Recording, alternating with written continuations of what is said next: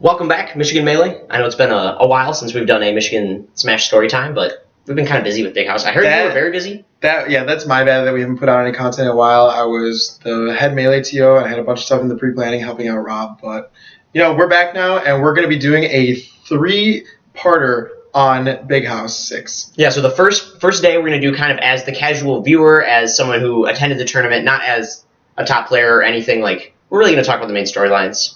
The second time, we're going to talk, we're going to do the Michigan walkthrough, like show you how the Michigan players did, the Ducks, the KJHs, Gingers, we'll even people like Heartstrings. That'll be when we do TMG, stuff like that. Mm-hmm. And then the third time, we will talk about Big House as the greatest TOing experience you could possibly imagine. Mm-hmm. Some unique insight that people might not be aware of. And some of that presentational stuff, like I know you guys saw that dope top 8. Like, we'll talk about that then, too. Okay, so before then, we have a couple announcements. So tell me about SSB MSU 2. So what's the story with that? That we announced it in our last video on October 22nd. We will be hosting in the Epley Center. It's the suite venue from 2014. Yep, I love that. It's going to be an ultra style tournament. It's capped at 72 entrants. It's going to be round robin pools, 8 pools of 8 or 9, and top 4 go into the top 32 bracket. That was my favorite format, and I think it's going to be a lot of fun. It will still be pre-reg, to my understanding. Right. So not super old school, but another announcement: I will be hosting, or I have been selected as the head TO for Showdown. That is happening in Mount Clemens at the Gibraltar Trade Center in Southeast Michigan. Yep. When is that happening? That is happening December 10th and 11th. Interesting. That's the same time as Eden, right? So what makes this tournament like so different? So the problem with Eden, I think for Michigan, is that is right around finals time, and so to commit to a 2-day tournament is going to be a little difficult. Especially if you're a college student, of course. Which most especially of us MSU people, we have finals that week. So I talked to the TOs for Showdown, and we're going to fill a special niche where Melee will only be done all on one day on Saturday, and that way people will still be able to Sunday. So it fits a role where people can go to a tournament and still go back and study for finals. And it's a great tournament as well if you like playing a lot of Smash games. I think that it's going to have all 5, right? That's the story. I believe so. I wonder what the deal is with teams too, but we'll see. It should be a cool tournament. I think all of them have teams except for maybe Brawl. Oh, sure. Yeah, that sounds like a cool tournament. Okay, so going into Big House. Yeah. Day 1 was it was mainly like pool stuff and the regional crew battles. They're starting to become a Big House staple. They are big fan. They're going to be back every year. They're going to be why Big House at Day 1 is going to be great. Yep, I like that. So as normal, some of the crews are going to lose fairly often. So we're mainly going to talk about 2 crew battles. First of all, Europe versus SoCal, and alluding to that, of course, the people that were on Europe's team. Leffen his visa's back, and this happens a couple days before. He says he hasn't been practicing, but it's a big deal because it was a year ago, Big House 5, where he was not allowed into the country. And so for him to be there made this storyline for this tournament that much more exciting.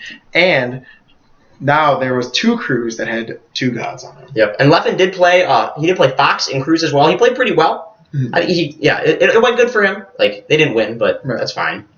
And then later on, he did play Falco in bracket, though, and he got 17th, which is good. We'll see more Leffen later. I believe him that he hasn't been practicing. He will be back, and I'm sure with more fire, pent-up fire than ever before. Yep. But Europe versus SoCal.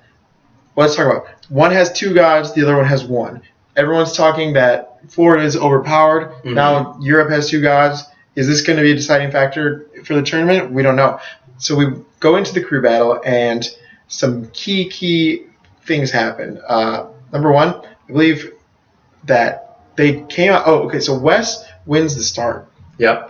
Very important. I like the West Balls lead personally. But here's the thing, and this is exactly what happened last year too. When West Balls has 2 stocks left, Armada puts himself in because he thinks that he can take West's stocks without losing any. And West actually took one. Yep. On FD. Which is very important. Super important. After that, Mango goes in, doesn't do that well against his Peach. He said he kind of got carried. Yeah, he afterwards going into he's like, I have to. If I don't do well, you guys are going to have to carry if I put myself early. But I want to put myself in, and I'm the captain, so I'm going to go in. Well, of course you have to send him in against Armada. It's like you have to send a big gun in against another big gun. Right, exactly. You don't want somebody to get 4 stocks. That'd be disaster. So that happens, and it didn't go that well, and it was starting to look kind of ran for SoCal. And then like a major turnaround was when they got down to like the second last match, and or MacD got one stock off. Oh my god, Leffen. That stock was incredible. High percent, so clutch on Fountain. And then going into it, the stage was set for Johnny Kim, ready to go in on the last one. He's got 4 stocks, Leffen has 3, and he was able to make it happen. Yeah, and Johnny played really well. I mean, he has his counter pick as well. It's another thing that MacD won. To my understanding, it was like last stock pick thing or whatever. Like it was very important. Johnny Kim played incredible. So. It was awesome, and so that wraps up that crew battle. Yeah, that was other side of that was one side of winter semis. The other side had Florida over NorCal. Like I think they beat him fairly well. We don't need to talk about that as much. So that gets Florida versus SoCal, what everybody expected to be the grand finals. Right. And that comes to another interesting question about who was on teams. Florida had 2 gods, one including King. I know personally that you were the man that made that call. What was your thought process? I assessed there was 3 special cases, like should Nintendo play for MDVA or NorCal? Yeah. Should HBox play for, be allowed on the Florida crew? He actually lives in Alabama. And should King be allowed to play? Because he did come up in Tri-State. Yeah, so for each case, at the end, really what it boils down to is I think people should play where they want to play. It's like you can't prove by any arbitrary means what someone calls home. And in the case of King, he's lived there for over a year. He wanted to play on their crew last year, but wasn't allowed. Yeah, but I know he lives by Wizzy. Like he plays with Wizzy all the time. Pluck too. Like. He's a Florida player now. Yeah, and he goes to MVG weeklies. He streams down there. He goes to all the major MVG events, and a lot of all the major Florida events. He's not the most social guy, so I can see why he isn't just friends with everyone. But of course. Okay, so King ended up playing on Florida, so that gave them King and HBox, which. A lot of people thought was an unbeatable possible team. They had Pluck, Cobalt, and Wizrobe as well. Like that's got character diversity. That's got 2 gods. That's really tough. Yeah, it was. I mean, I talked to HBox beforehand. He just said it was straight up broken if King could play. It really was. And even they sent Lucky in against Pluck first. Like Pluck kind of gave Lucky the hands a little bit. Like, oh my god! But bad start. Really bad start. But it really the turning point, as it always is in these crew battles, is the god fights. So Mango did fairly well against Hungrybox. So somebody came in and took 2 of Hungrybox's stocks, right? That was a huge deal. I think that was MacD. MacD took those stocks. So another great performance for MacD. Really pulling it down for SoCal, showing that your weaker players are very important in crew battles. He's just so good in crews. That too. Oh my god, that down smash is incredible. Tankiness, it's amazing. So Mango comes in on Hungrybox. On Yoshi's story, and I think goes 2 for 1 of them, so looking really good. Yep. But King on FD. He came in, he had laser focus when I saw him walking onto that stage, and he took him to FD, and he looked like he was, in terms of the play, he was bodying him. Oh, some of those punishes were really crisp. But there were old school King. These random deaths that we couldn't really explain. Yeah, one was I really do think was from one of the sicker Mangles I've ever seen in my life. Mango just got up over King's back air, and then King had to go back to the ledge, but Mango beat him there. Right. The other one, I think even King has admitted was just a flub. He kind of thought he was getting in he forgot he was in cruise, so he just went down to kill him. He's like, all right, I'm just gonna kill the guh. He goes, oh man, I can't make it back. You can even see his head shake. So that was a big turning moment in that crew battle. So it was 3 for 3 then in that case. King only had 1 stock left. King still got 3 stocks off Mango, so it's not like he did terrible. Right. In comes Johnny Kim. I believe he took it without dropping the stock. Yep, to my understanding. Yeah, he took this last stock without dropping it, and this was a big deal because that was just huge. All the gods are out. Now in comes Wizzy. Yeah. All right, and Wizzy. This was the 4 stock to 4 stock. This is even ground. Crew battle is tied. And this should be Wizzy's advantage. He's the Falcon Ditto master. He won that Falcon Ditto round. It was a Ditto on Battlefield. There was no advantage here. This was going to direct the flow of the rest of the crew battle. And Johnny came out on top with some clutch plays. They both played amazing. It was one of the coolest Falcon Dittos I've ever seen. And there was some crazy next level stuff. Johnny got over the weak knee edge guard, which seems unbeatable a lot of the time. It was impressive. He played with the Hex money color too. That was hype. Shout out to Hex. And so he beat him, and then in comes Cobalt, and then he takes 3 of Cobalt's stocks. Madness. S2J was the MVP, hands down, of the group battles. I think that's 8 stocks, 8 right? stocks. Yeah, that's a lot of stocks.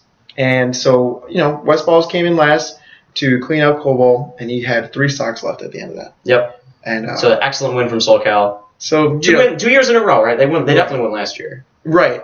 This was funny because Hugs is on strike as the captain, and they still won. So Hugs was kind of like, he's happy, but he's salty. He's like, well, I guess they don't need me. Like, yeah. He doesn't want to say that. But. And the other thing was that people are saying, oh, well, Mewtwo King killed himself. Yeah, but West Balls had 3 stocks left. And Johnny looked very good versus Mars. So I think that even without those, it's still conceivable. SoCal won this. They won it fairly handily from the combination of Mewtwo King making a couple crucial mistakes and Johnny playing extremely well. S2J for Johnny, we keep on calling him that. Even if he hadn't killed himself, I think that the way Johnny was playing, I think. All right, but moving on, as we're running quite late already. Day 2, mainly what happened. So there's a lot of doubles up to top 8. There wasn't a huge amount of like upsets or anything in there, but there were a lot of upsets in singles. The most importantly being Axe being out of the tournament on day 2. He lost to a person who beat myself in doubles, R2 Dilu, and man, he looked really good in doubles. He looked excellent against Axe. Like, holy cow. Yeah. Did you watch that set? Like, it was hype. Axe even tweeted afterwards, like, oh my god, this guy's so good. Like, he's going to be the next up-and-coming Fox. Like, I'm not even angry about losing to him. Axe had a really good attitude at this. He actually was out on day 2. He lost to Zoo to, and I don't know how that happened. They were both playing to get out into top 64. And Zoo is a good player, so that's understandable. Right. I talked to Axe afterwards. He disappointed, but like, I don't know, not salty. He's just a great guy. Yeah, oh my god. Axe is such a great man. Okay, why don't you run through the rest of the people quickly that were sent to losers? Okay, so Plup lost to Zane. I'm still going to shout out the guys who win. Cobalt loses to Y2C Z6, something like that. So Zane is a Marth, and that's cool. That From Plup Virginia, Sheik. to my understanding. Yeah, it was Plup Sheik. So Marth Sheik to be beating that was a big. Zane beat Tefkins too, to my understanding. So Drug Fox loses to Rudolph, the Japanese Marth who builds a little fort before he plays. Big fan. None loses to Chillin. That's like, okay, he's got, I don't know, maybe Chillin's just amazing in the matchup. Yeah, None has been making a run this year, but who knows? Like, Chillin had a great day too. We'll talk about him in doubles in a second. And then West Balls loses to Infinite Wobbles. Yep. Which was, everyone called it. I do want to talk about Y2CZ6. Yeah, so tell me about him. I don't know very much about him myself. This actually is a big deal. So if you look at it, Cobalt losing is like, okay, that makes kind of sense. That could happen. I'm not super surprised. Yeah, he's kind of inconsistent. He's been described to me as random NorCal Samus by NorCal players. That's so funny. And this is Cobalt, who trains with Plup all the time. For him to be losing the Samus matchup, I'm told that Duck is very upset about this. But it's whatever. All right, he played good, I'm sure. Okay, so moving on to day 3, the big day. We started off with doubles, which I would say the 2 main storylines in doubles. First of all is the fact that we have 2 sponsored teams fighting off in grand finals. Gets sponsored by Alliance a couple of days before the tournament. Yeah, exactly. So there's a literal team of Smash Brothers sponsored now, professional Smash Brothers players that are Smash Brothers. Like, oh my god, it's beautiful. And then they went up against the CLG team, Pew Fat, the famous team from NorCal for so long ago. Beautiful set. The Winners, fact that finals, and grand finals. They were in grand finals saying that's a statement to all pro teams out there. Go find your doubles teams. If TSM picked up Ice, I would freak out. Like, oh my god. Oh man.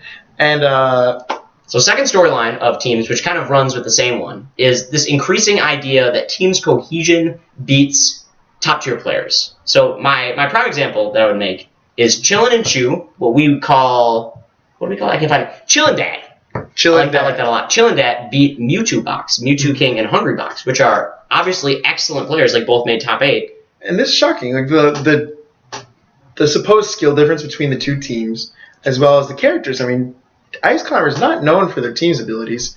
Even though Chew does play them really well in teams. Right. And beating Mewtwo King and HBox, and Mewtwo King said he's ready to look for a new teammate. HBox, not his best tournament, but I still like the fact that happens is such a statement. It's teams meta is evolving before our eyes. Yeah, I wonder if Mewtwo King is going to start teaming with somebody that he can play with fairly often. Like Mewtwo King Plup would be kind of scary, like double Sheik. Yeah, that'd be nuts. I'm not sure, and like if HBox can find someone, who knows? HBox, maybe he'll play with Plup. Who knows? But moving on to singles, there was an excellent run by one of your good friends, to my understanding, Kirby Kaze. Kirby Kaze. He ended up getting 9th.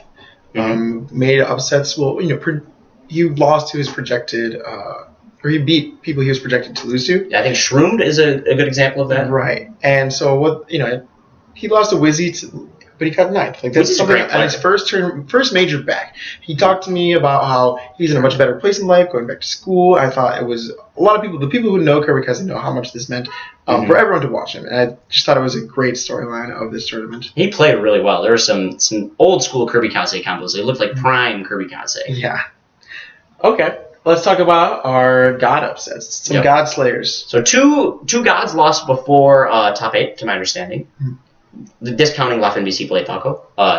The first one was Silent Wolf beating Mewtwo King, which Silent Wolf beat him 3-2 as a very close set, and I actually watched the M2K interview afterwards, and he said a lot of that, and this may be M2K Johnning for himself, a lot of that was him not being warmed up from Smash 4, losing to Silent Wolf. So obviously Silent Wolf still played well, but there's some explanation. Well, this was his fault. He took a long time.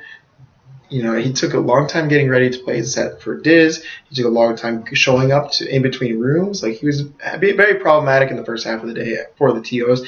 And so if that happens, Sorry, like that happens when you play multiple games, like even teams. Like we'll talk about a little bit more about that later. But the second large upset of the second upset of a god before top 8 was SFAT beating HBox 3-0. And SFAT played so well. Like, holy cow. He looked like prime Leffen. Like, he looked like back when Leffen was beating Hungrybox fairly handily every time. And even though people, HBox doesn't look as dominant right now, but especially at that turn. He normally trades sets. And this was 2 in a row for SFAT. That's a big deal, I think. That was a big deal. And 3-0, like, HBox started coming back. That's still a 30. Yeah, exactly. So moving on to top 8, we want to talk we're going to start with Ice. Like, holy cow, that winner semi set, dude, was out of this world. He emerged victorious from a side of the bracket that had Mewtwo King and HBox removed, and shows that he might be at the top of that next echelon. If he might be moving into that demigod status, the 6th man, whatever you want to call it. Right. He's also unsponsored. People should sponsor him. He beat SFAT. Yep. He beat Silent Wolf. Yep. Both of them. So he beat Gatsu too with somebody else. So it's not the hardest run to winners finals, but Silent Wolf and SFAT are very serious players. Right. That being said, his set versus Mango did not look too close. He seems to have a problem with Falco. I talked to him afterwards, though he's going to lab the matchup a lot. Big problem is that he doesn't tech chase, which he's going to start doing. Yep, and Fox can do it. Because he loves covering center stage. He doesn't want to give up center stage to him as tech chase, but he's realizes now that against Falco you have to do it. Yeah, it's worth it, because you can kill Falco so easily. Mm-hmm. Okay, so moving on from that to grand finals. The legend semis. Perfect set and winner semis, exactly. This is one of the best grand final sets of all time.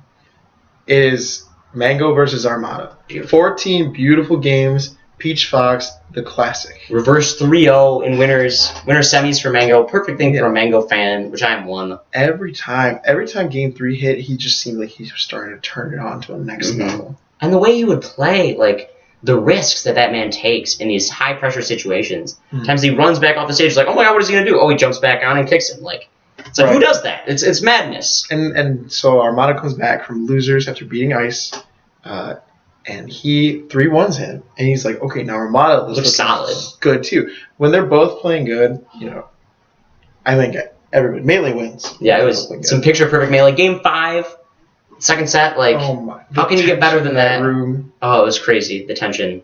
I'm getting chills thinking about it right now. Oh, my God. The last time that Mango Armada Grand Finals that happened in Michigan was super sweet. Another great tournament. That's when I fell in love with that rivalry. That was a really good set, too. And, to have it back, we've been waiting 2 years for this. At Big House 4, Armada was out at 5th. Mm-hmm. At fairly Big House disappointed. 5, Mango kind of busted lost out. to HBox. No, HBox had Mewtwo King. Yep, okay, yeah, that's how it happened. Yeah. And just... There you go. Now we finally got our Big House Mango Armada Grand Finals. I'm so excited. I'm so happy about it. It's been a long time coming. God, it was such a great tournament. Yeah. So next week, you'll hear us talk about Michigan players. We got to do our research. I've been taking... Oh, yeah, we will. I took yesterday off. We're going to come back with you with info and results for many players that we find of interest. And we hope you'll tune in next time. Peace, guys. Peace.